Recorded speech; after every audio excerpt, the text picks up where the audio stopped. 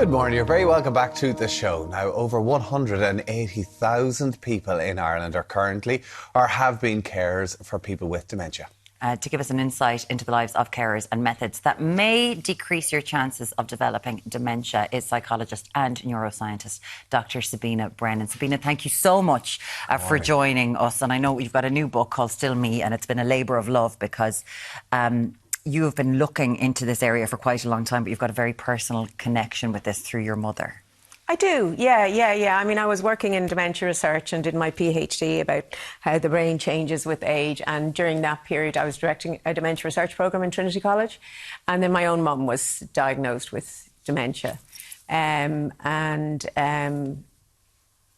When I say I cared for her, as you know, a lot of people think when you say someone is caring for someone with dementia, that means they're full-time, 24/7 caring. And unfortunately, some people do have to do that. But for the most part, with a disease like dementia, it requires lots of different people to contribute to the caring. So I cared for Mum as much and as often as I could, with the help of my husband and my sons, while still having to work. Do you know? I mean, I couldn't give up my job and had to pay a mortgage and was paying for my kids to go through university. So, we took Mum at weekends and then, I mean, a lot of the time, initially she was in acute hospital with delirium for like 6 months. So you're going into hospital every single day, on the way into work and on the way home from work, So... what was it like watching her, considering you were doing research into this area and then for this to happen? What was it like watching your mother? Actually, I didn't watch her. And that's actually kind of the premise and point of the book, really, is learn as much as you can about the type of dementia that your person has so that you understand what you're dealing with and how you can communicate, etc. But then after that, put that aside and just focus on the person, focus on enjoying life with them, focus on being present in the moment. Dementia takes away a lot of things, but it doesn't take the individual away. And that's my... If I can get one message across, and I hear it often, I'm at that age where I ask people when I meet school friends or something like that, where you bump into them or whatever, you kind of go, your parents still around or whatever. And so often you hear, oh yeah, Mum's dead, but Dad has dementia, so he's gone. And I kind of go, no, he's not gone. He's not gone. He is in there. He is a living, breathing, loving, feeling individual who cannot communicate in the way they communicated before. And it actually doesn't matter whether they don't know your name. It doesn't matter whether they don't remember what you did yesterday. If you focus on the moment and forget about those silly things like names and remembering what happened yesterday, and just focus on being present and having a good time with the person. There's one part of our... Dementia only affects some parts of your brain, not all of it. And it doesn't affect the part of your brain that underlies emotional memory. So if you come in and visit somebody who's living with dementia and you keep correcting them and saying, no, I'm not your sister, I'm your daughter, I'm Sabina, not Ethel. And do you not remember I was in yesterday? We did such and such and we did such and such.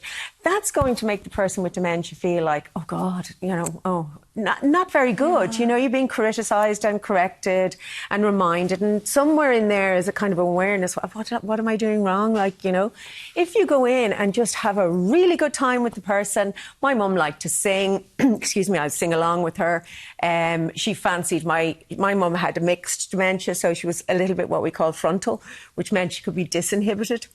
Oh, right. So she kind of fancied my husband.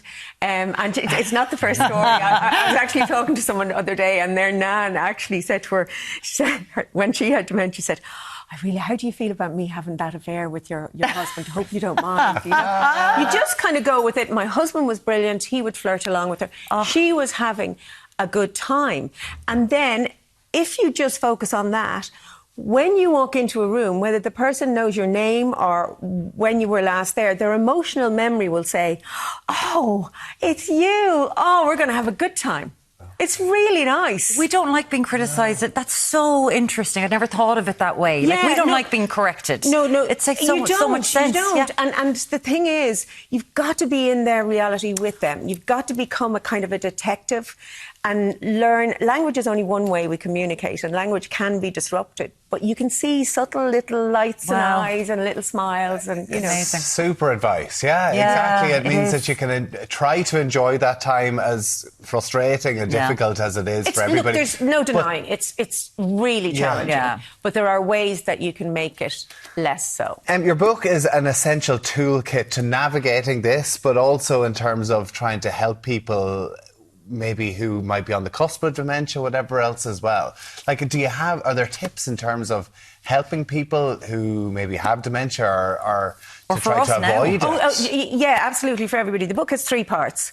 Okay, the first part of the book is really aimed at the person who's caring for the person with dementia, and I reframe caring as a partnership, so that you can support the individual. Because I think if we put ourselves in a caregiving role, we can do things for the individual and disempower them and make decisions for them. Yeah. It's a partnership. You're on a journey with that person to support them.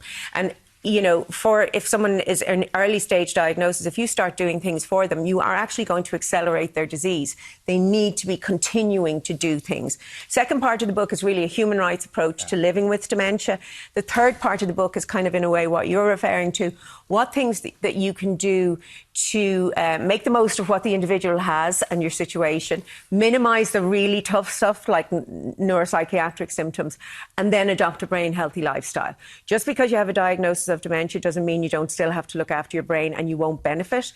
If you adopt a brain healthy lifestyle, even with a diagnosis, you can change the trajectory and the speed at which you will accelerate. And all of us should adopt a brain healthy lifestyle, because it will minimise our risk of developing dementia. What is a brain healthy lifestyle?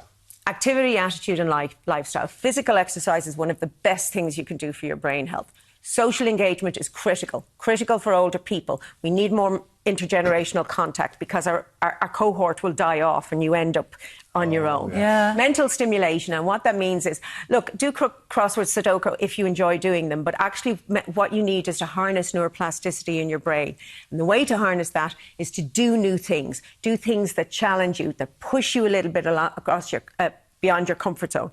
So as we go through life, we've got to keep on learning, doing new things, novelty, because in the early stage of Alzheimer's disease, we can't stop you getting the pathology, but we can influence whether you show symptoms or not, which is the dementia. And a brain healthy life. So in the early stages of dementia, it's not about how much disease you have in your brain, it's about how much healthy brain you have. So the more healthy brain you have, the longer you get to live independently without symptoms. It's not a get out of jail free card. If someone who hasn't lived a brain healthy lifestyle gets dementia, they will slowly decline over time. Someone who has a brain healthy lifestyle who gets the pathology in their brain at the same time will continue with no symptoms. They could die of something else, never have any dementia symptoms. If they live long enough, they will then have this precipitative drop. They will fall off a cliff and join the other individual. Okay. But you've had all these years. So brain healthy lifestyle is critical. We should be teaching our kids about it. Lifestyle, what's good for your heart is good for your brain. Sleep is absolutely critical. Your brain needs you to go sleep to clear away toxins in your brain, including beta amyloid, which is a hallmark of Alzheimer's disease. Get your hearing checked. There are 12 modifiable risk factors account for 40% of all cases of Alzheimer's disease. Age is your biggest risk factor. Can't do anything about that. There's a small genetic element, but it is small compared to those lifestyle factors. So if we could eradicate those lifestyle factors, we could reduce the incidence of dementia by 40%. That's things like, that's why heart health is so important. Midlife high blood pressure, type 2 diabetes, low levels of physical exercise. I hope that's not my phone going on. Whose phone I think it is.